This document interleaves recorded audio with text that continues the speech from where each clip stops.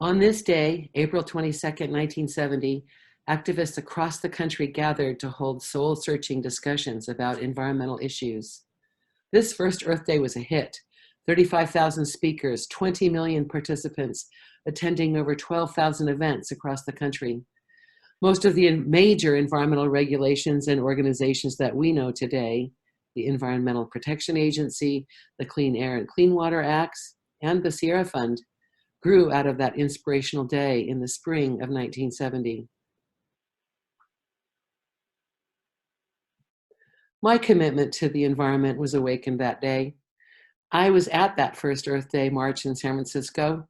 I was born in the Bay Area, and my family loved to hike and camp in the Sierra.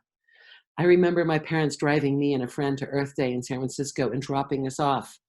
There we were, surrounded by brilliant and visionary young leaders vowing to protect our Mother Earth.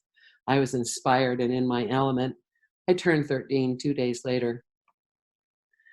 The 15th anniversary of Earth Day is its golden anniversary.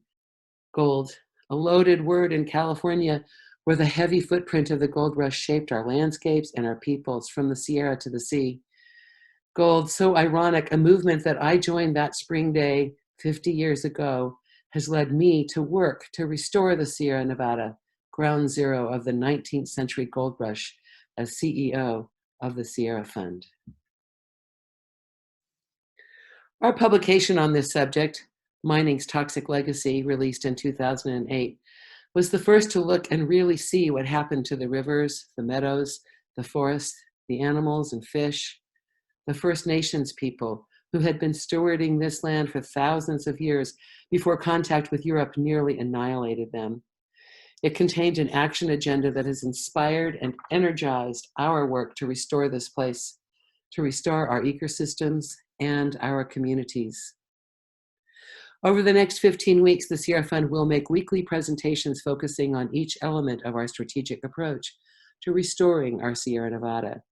Each week, we will tell our story of how we ensure that we invest in the region in things like research, education, stewardship, and advocacy. And we make sure we see a measurable increase in resilience as we do so.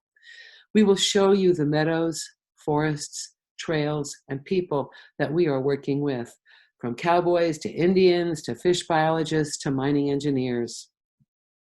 Here is a list of the delightful presentations we have planned for you over the next couple of months, featuring many of our staff people.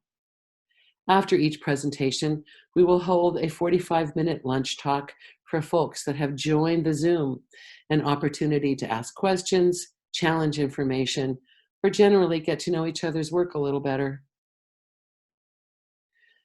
The COVID-19 virus has brought change to the environmental movement, but it is not the first big challenge that we have faced together. When I started working in this movement, there were no computers, copy machines, or for that matter, wages. And yet, we were able to build our movement in the face of presidents and governors that didn't believe in environmental regulation or science. The time has come to talk about change.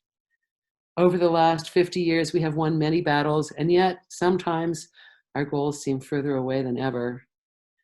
In this time of reflection, let's talk together in the original spirit of Earth Day. Hold soul-searching discussions about environmental issues.